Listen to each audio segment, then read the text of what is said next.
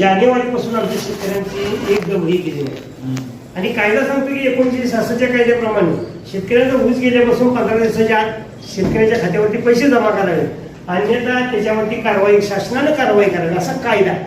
आम्हाला कायदा असून सुद्धा साहेब 19 जानेवारीमध्ये घालवलेला ऊस फेब्रुवारी गेला, मार्च गेला, एप्रिल गेला, मे गेला, जून गेला, जुलै संपत आला.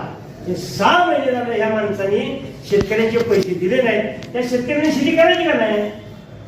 म्हणजे ह्या कारखान्याची मुजोरी चालू झाली साहेब, तर ह्या आता ह्या पाटलांनी लागवड घालू शकत नाही. ऊस आहे मस्त गेला काय ऊस पाठवलं त्यांना पैसे त्यांची येतील, मग लागवड घालू, मग ऊस फोडू. तुम्ही आम्ही शेतकऱ्याची मुलं आहे, तुम्हाला माहित आहे साहेब की ऊसाला लागवड घातल्याशिवाय फोडता येत नाही.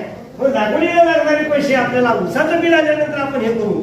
ह्या विषयावर आशेवरती थांबलेला होता शेतकरी. अद्याप त्याला पैसे दिले गेले नाही आणि हे राजवटपणे म्हणजे देत नाही, येईल तेव्हा देतो, मिळेल तेव्हा आम्ही जमा करतो, अशा ज्या भाषा साहेब आहेत त्यांच्या, ह्या साहेब भाषा बंद झाल्या पाहिजे. तर ह्या शेतकऱ्याला रामराज्य येईल, शिवशाही. अन्यथा साहेब ह्या एक दिवस असा बिग्या गंगालोय की त्याला जगणं मुश्किल. म्हणून त्यांच्यावरती कुठं चाप बसला पाहिजे, त्याला कुठलं प्रतिबंध झाला पाहिजे. आणि कायद्याप्रमाणे जसा आम्ही कायदा पाळतोय की एखादी गोष्ट करत असताना आम्ही 100दा विचार करतो चुकीची गोष्ट आपल्याकडून घडू नये. हा, तर आपल्या आपण कायदा मोडला नाही याची काळजी घेऊ नये आम्ही घेतोय. मात्र हे मंडळी कायद्याला घाबरत नाही, कायद्याला भीत नाही आणि त्यांच्यावरती कायद्याचा बडगा शासन उगारत नाही साहेब. म्हणून आमची तुम्हाला कळकळीची विनंती आहे, हे जर त्यांनी साहेब आम्ही 5 तारखेपर्यंतची डेडलाईन देतोय, आज तारीख 25 तारीख आहे, 10 दिवसाची मुदत त्यांना देतोय. 10 दिवसात जर का त्यांनी पैसे आमच्या शेतकऱ्याचे जमा केले नाहीत तर आम्ही 5 तारखेला आमचा यशवंतराव पुतळ्यापासून प्रचंड मोठा मोर्चा येऊन शिवाजी चौकामध्ये प्रचंड मोठा रस्ता रोको होणार.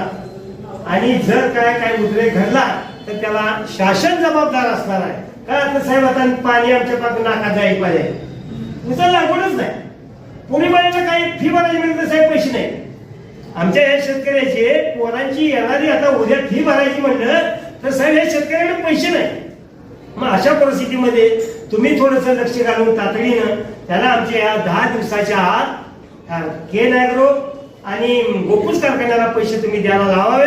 तुम्ही द्यायला लावा, त्याला तातडीनं नोटीस करा आणि आमचे पैसे मिळतील. का तर तुम्ही एक आमच्याकडे तुम्हीच एक आमचा आश्रय केला आहे. तुम्ही साहेब शासकीय प्रतिनिधी म्हणून, तालुक्याचे मालक म्हणून तुम्ही आमचे तारणहार आमचा आश्रय केलं फक्त तुमच्यावरती आहे. तुम्हाला खात्री आहे साहेब गायकवाड साहेब आपल्याला आधार देतील आणि त्याला तातडीची नोटीस काढून 10 दिवसाच्या आत पैसे द्यायला लावतील अशी अपेक्षा